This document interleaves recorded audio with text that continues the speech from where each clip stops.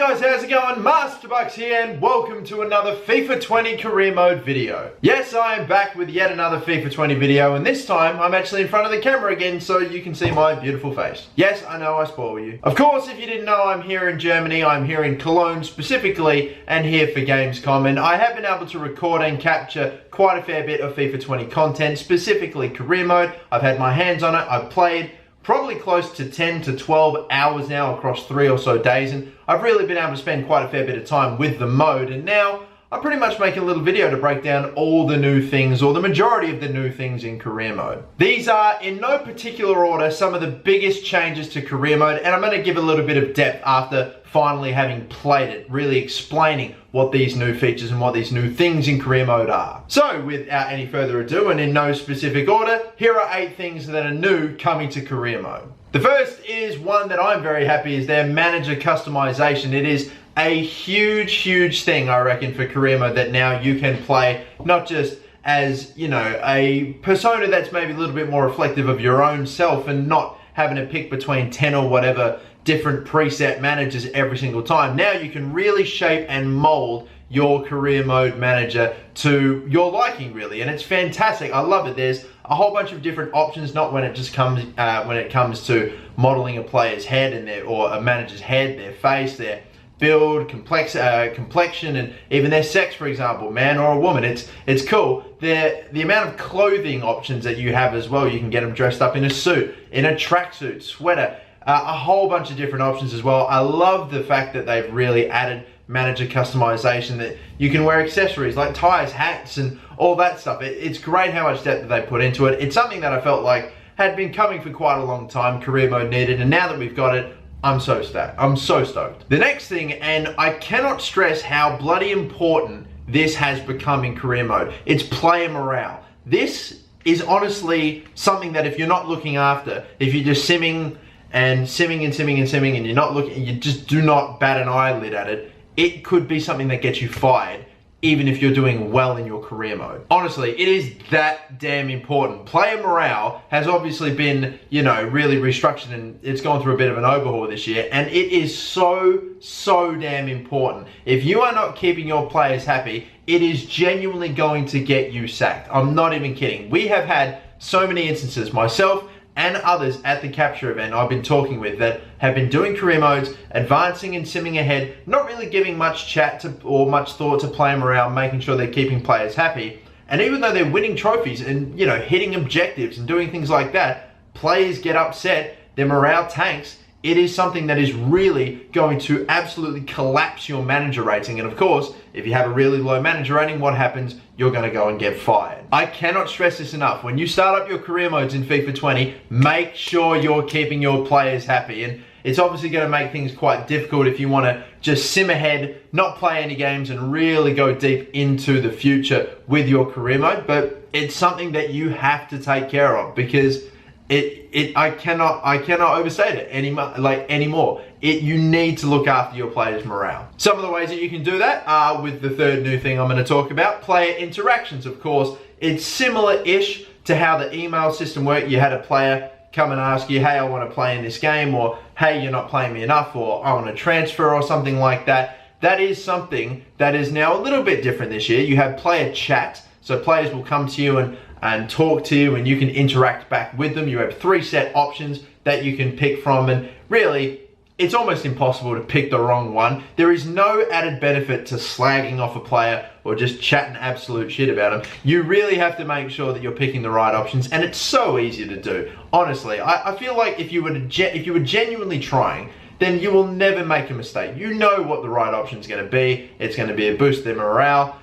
It almost seems a bit too it. Like, you know what result you're going to get by picking every single question. Not once have I ever picked a response, should I say, and I'm like, oh, I wasn't expecting to have that effect on the player in terms of his morale or whatever. It's always what you think it's going to be. I just hope it doesn't run a bit stale, but again, it's something that is so important to keeping your players' morale up. And of course, knowing how your players are feeling, if they feel like they need more game time, if they need a contract, because all those things in turn will affect their morale. And again, because it feels like everything in FIFA 20 is based around the players' morale and the team morale, it's also press conferences as well that you can use to increase player morale as well. That's pretty much specifically what they're there for. Not only to add a little bit of depth and realism to career mode as well, the fact that, you know, you're a manager, you're going to have press conferences, you are going to be speaking to the press, both pre and post-match conferences, but yeah, so not only is that a cool little detail that they've added, but it's also a way to boost and even potentially tank your player and team's morale if you're not picking the right options. But trust me, again, it's the same with player interactions and player chat. You know exactly what is going to happen when you pick a certain response to a question. You're either going to see them, you know, their morale's either going to sink if you pick the wrong one, or you always know what that's going to be. It'll either rise a little bit if you pick a good option, and it could rise by quite a fair bit, a pretty significant amount if you really do pick a good answer as well. But most of the time, you know what that answer is going to be. And from what I've seen so far, having played through it quite a fair bit, there's a good amount of depth to the questions, and press conferences you don't have to do at the start and at the end of every single game. It's only those key fixtures that they go for, which I'm actually quite happy about. You know, I was playing some career mode at the start of a new season, you know, on your first debut managerial game, you know, you get asked questions about that. First Champions League game, you'll get asked about that. And even when you're in the transfer window, you get asked about that. I played a game which, you know, it was the title deciding game, and I was getting asked questions that were relative to the game and what was coming up. So they've done a really good job there. And yeah, press conferences are quite cool.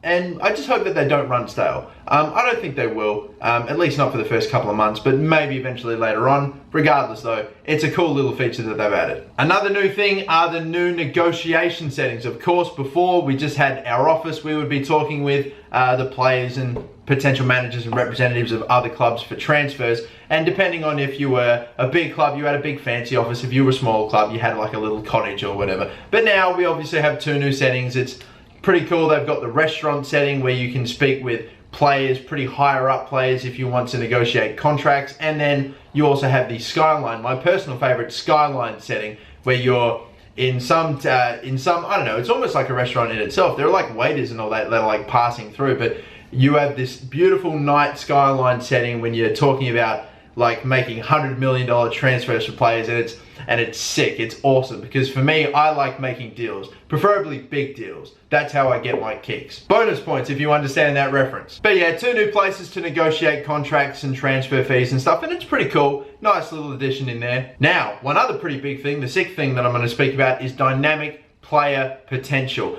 I have tried to see this in action as best as I can, and it's very tricky, I have found, without really playing a considerable amount of games. And let me just explain to you what I feel like I have known from dynamic, or what I've learned about dynamic player potential. It does not affect anything in Season 1. If you have a 50 rated player with an 80 rated potential, or even a 75 to 80 rated potential, no matter what you do in the first season, it will not affect that sort of potential range or whatever.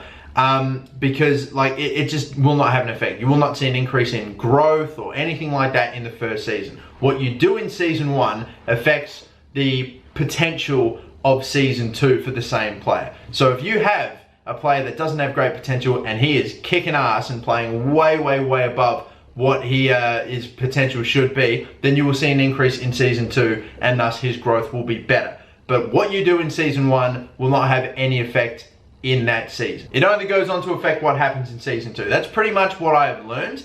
As to the extent of how big it could be, if you were playing with a younger player and really, really giving him a lot of game time, playing him almost all the time, and he was scoring bucket loads of goals, how much he would shoot up in comparison to if you just had him in the reserves, just dwelling there and not doing anything.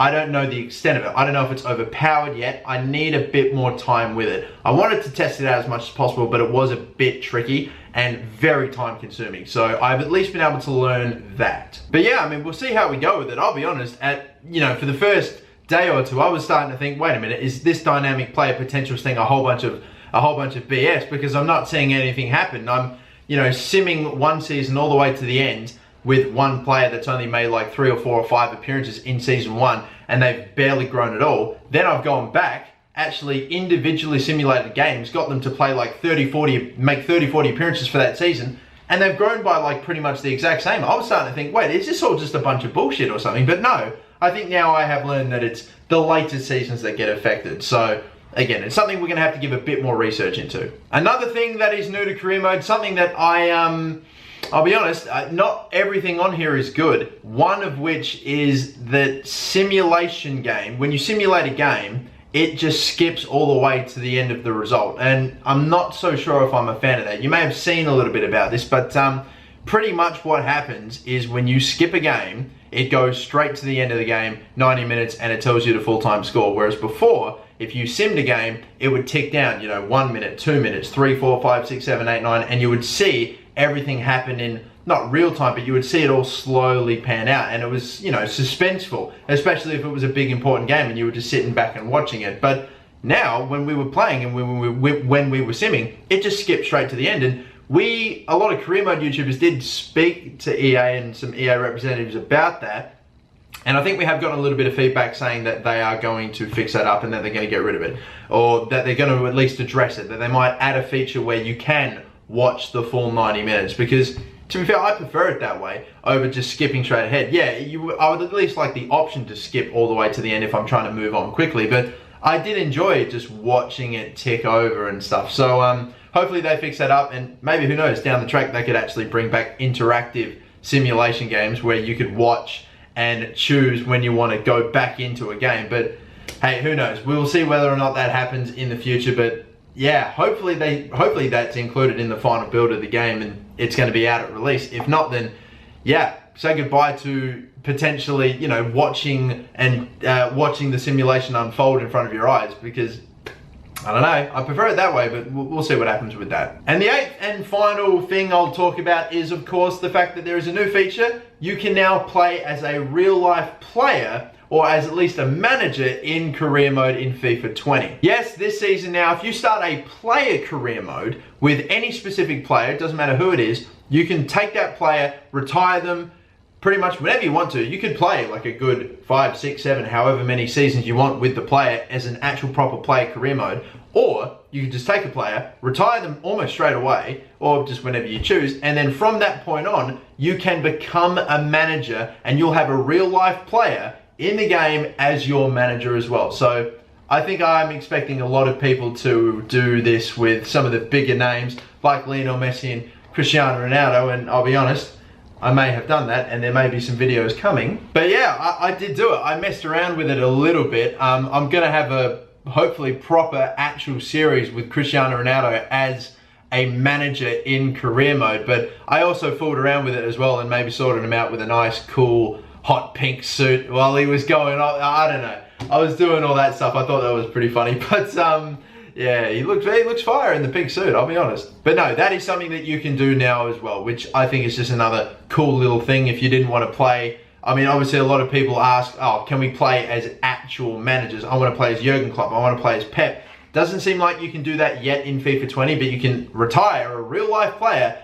and make them a manager. That is pretty sick. But there we have it, ladies and gentlemen. Those are 8 new things coming to FIFA 20 career mode. Let me know, are you excited for FIFA 20 overall? Are you happy with all the changes that they've made, and what you think about some of these big new changes as well? Because let me tell you, having spent a fair bit of time playing the game, I'm feeling rejuvenated and actually pretty damn up for career mode when FIFA 20 drops very soon. And I've got so many videos dropping over the next week or so, maybe potentially longer. I've been able to capture so much in such a short amount of time, but no, it's all going to be coming. So if you haven't, be sure to subscribe to the channel, because there is so much more FIFA 20 content and specific career mode content coming. Till the next time, guys, my name is MasterBucks. Thank you all for watching. Don't forget to like and subscribe, and have a good one.